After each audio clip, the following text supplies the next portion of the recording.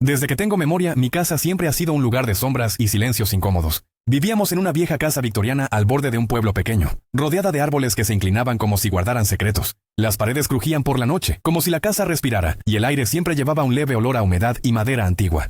Mis padres eran personas comunes en apariencia. Mi padre trabajaba en una oficina, con su traje arrugado y su expresión perpetuamente cansada. Mi madre era ama de casa, con manos suaves pero ojos que parecían hundidos en preocupaciones invisibles. Pero había una regla en nuestra familia que lo eclipsaba todo. Una regla que no se discutía, solo se obedecía. Nunca, bajo ninguna circunstancia, entraba yo en el dormitorio de mis padres. No era solo una cuestión de privacidad.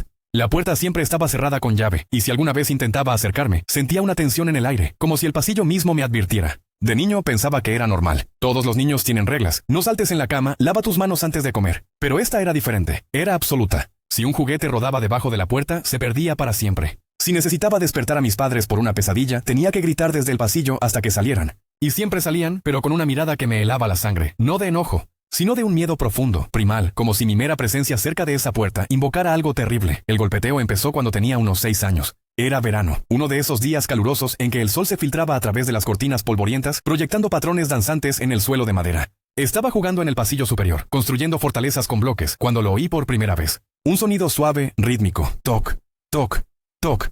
Venía de detrás de la puerta de mis padres. Al principio pensé que era el viento golpeando una rama contra la ventana, o quizás las tuberías gimiendo en las paredes. Pero no, era demasiado constante, demasiado deliberado. Me acerqué de puntillas presionando mi oreja contra la madera fría. El sonido se hizo más claro, como si algo golpeara suavemente desde el interior.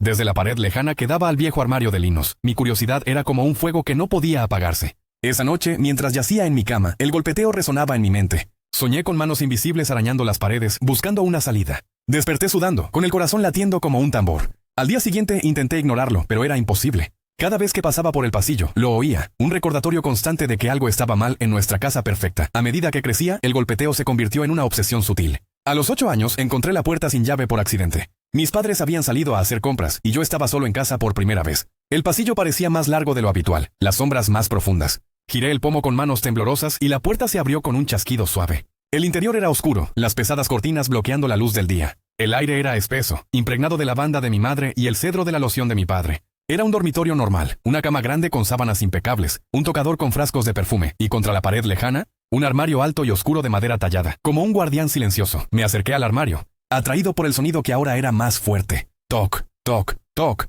Provenía de detrás, de dentro de la pared. Me arrodillé presionando mi palma contra el yeso frío. Sentí una vibración sutil, como si algo vivo respirara al otro lado. Mi imaginación corrió salvaje. ¿Un animal atrapado? ¿Un secreto enterrado? Pero antes de que pudiera explorar más, oí pasos en las escaleras. Mi madre entró como un torbellino, su rostro pálido y distorsionado por el pánico. Me arrastró fuera, cerrando la puerta con un golpe. Esa noche, el castigo fue severo, sin cena, sin juguetes, confinado en mi habitación.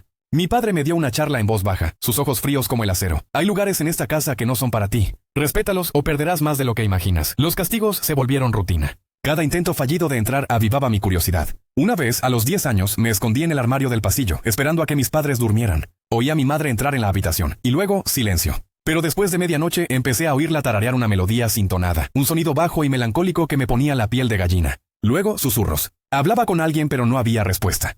¿Estás bien hoy? Mamá está aquí.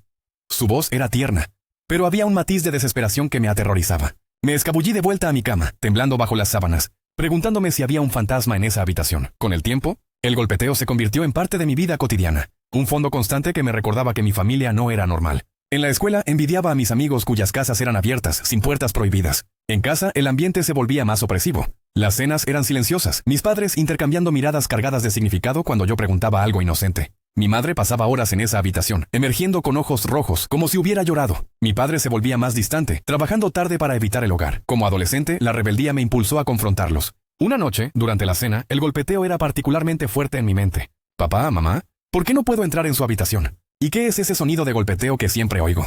El silencio que siguió fue ensordecedor. Mi padre dejó su tenedor con deliberada lentitud, su mirada perforándome como una daga. Mi madre se quedó mirando su plato, sus nudillos blancos alrededor del cuchillo. No hay ningún golpeteo, dijo mi padre, su voz un susurro peligroso.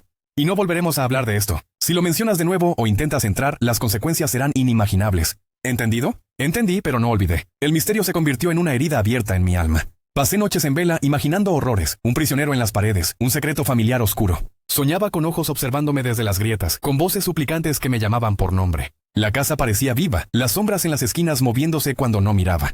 Sentía una presencia algo triste y atrapado, que me seguía por los pasillos. Ahora, a los 21 años, finalmente me mudaba. Había ahorrado lo suficiente para un apartamento pequeño al otro lado del pueblo. La idea de dejar la casa era liberadora, pero el secreto me atormentaba. Era como un tercer miembro de la familia, invisible pero omnipresente. No podía irme sin saber. Le dije a mi padre que estaba listo. Su reacción fue de alivio puro, sin tristeza. Estamos orgullosos, dijo, pero sus ojos decían otra cosa. Le pregunté una última vez. Papá, antes de irme, dime qué hay en la habitación. Su rostro se endureció. Tu nueva vida empieza al salir por esa puerta. Deja atrás lo viejo. Eso fue todo. Mi motivación final. Esa última noche empacé mis cosas con un nudo en el estómago. Al amanecer vi sus autos alejarse. La casa estaba vacía, el silencio pesado. Mi corazón latía con fuerza mientras iba a la cocina, al tarro de galletas en forma de cerdo sonriente. Dentro, la llave de bronce fría. Me paré frente a la puerta, la llave temblando en mi mano. Entré. La habitación era como recordaba, oscura, con cortinas pesadas que filtraban la luz en rayos polvorientos. El aire era estancado, los olores familiares ahora opresivos. El armario se erguía como una tumba, y allí estaba. Toc, toc, toc. Más claro, más insistente. Me arrodillé junto al armario, oreja contra la pared. La vibración era palpable, como un latido débil. No sé por qué hablé. ¿Hola? ¿Hay alguien ahí? El golpeteo cesó. El silencio me aplastó. Luego, una voz, ronca, femenina, como un susurro de muerte. Mátame. Me aparté, el terror inundándome. Mátame. Por favor. Era Geao. Alguien estaba atrapado. Mi mente gritaba. Mis padres eran monstruos. Agarré el armario tirando con fuerza. Se movió lentamente raspando el suelo. Detrás, una puerta oculta, pintada para camuflarse. La abrí. Dentro, un espacio pequeño como un armario secreto. Vestiditos colgados, un móvil polvoriento, álbumes de fotos. Uno decía Nuestra Ángel. Fotos de mis padres jóvenes, sosteniendo un bebé con mis ojos. En el centro, un altar. Mesa con tela amarillenta, velas derretidas. Y sobre un cojín, el cuerpo, momificado, diminuto, piel como pergamino, ojos cerrados. Una compulsión me hizo tocarlo. Al contacto, visiones me invadieron. Vi el hospital. Mi madre llorando, el doctor diciendo, lo siento, su hija se ha ido. Mis padres en la habitación, dibujando un círculo con tiza roja. Podemos traerla de vuelta, decía mi padre loco de dolor. Colocaron el cuerpo en el altar, cantando palabras antiguas. Las velas se apagaron, el cuerpo se movió. Sentí su espíritu, atrapado en el cadáver, consciente pero inmóvil. Décadas de agonía, golpeando la pared, suplicando liberación. Su grito en mi mente, por favor, mátame. Me aparté sollozando. Entendí. Mis padres, rotos por el duelo, la habían atado al mundo. Mi hermana sabía qué hacer. La envolví en una manta, la metí en mi bolso. Dejé la puerta abierta. Conduje lejos, visiones atormentándome, su gratitud mezclada con dolor. En un vertedero abandonado construí una pira. La coloqué, susurré disculpas. Encendí el fuego. Las llamas rugieron, y sentí su liberación. Un aullido en mi mente, un viento frío, sombras danzando. Su espíritu se elevó, pero en ese clímax vi su forma, un espectro infantil, ojos vacíos, gritando en éxtasis y terror. La casa, mis padres, todo se desvanecía en cenizas. Lloré por la hermana perdida, por los padres que no podía perdonar.